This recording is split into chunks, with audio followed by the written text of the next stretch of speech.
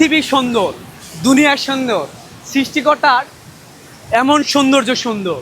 আর এমন সুন্দর উপভোগ করতে হলে আপনাকে বাংলাদেশের আনাচে কানাচে ঘুরতে হবে।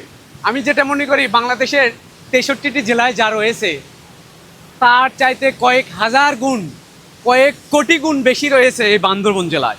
আমি অবস্থান করছি বান্দরবন জেলার আলীকদম উপজেলার পালঙ্কি এক ঝর্ণা, যে ঝর্ণা দেখার জন্য যারা প্রো লেভেলের ভ্রমণ পিপাসু শুধুমাত্র তারা এমন দৃশ্য উপভোগ করার জন্য আসে। কারণ এখানে উপভোগ করতে আসে খুবই সহজ বিষয় না, প্রচুর ট্রেকিং করতে হয়, পাথরের মধ্যে হাঁটতে হয়, জঙ্গলে হাঁটতে হয়, নদীতে হাঁটতে হয়, উঁচু পাহাড়ে উঠতে হয়।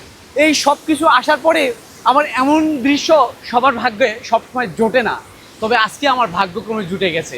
সত্যিই শুকরিয়া। অনেকে হয়তো বলবেন, ভাইয়া এখানে তো আসবো, আমার তো টাকা নেই, আমি কিভাবে আসবো? আপনি বুকে হাত দিয়ে বলেন তো, আপনার জিএফ এর পিছিয়ে আপনার জীবনে কত টাকা নষ্ট করেছেন? আপনি বিড়ি সিগারেট চা পানের পিছিয়ে কত টাকা নষ্ট করেছেন? আপনার বন্ধু বান্ধবের পিছিয়ে কত টাকা নষ্ট করেছেন?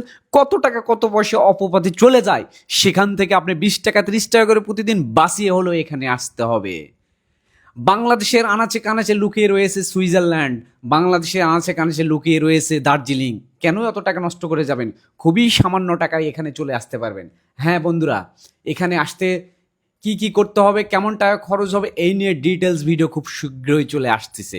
এটা শুধুমাত্র টেইলর। আজকে একটু দেখতে থাকুন, আর পরবর্তীতে সেই ভিডিওর জন্য অপেক্ষা করুন। খুব শীঘ্রই সেই ভিডিও আপনাদেরকে উপহার দেওয়ার চেষ্টা করব ইনশাল্লাহ। এই জন্য আমাদের সাথেই থাকুন।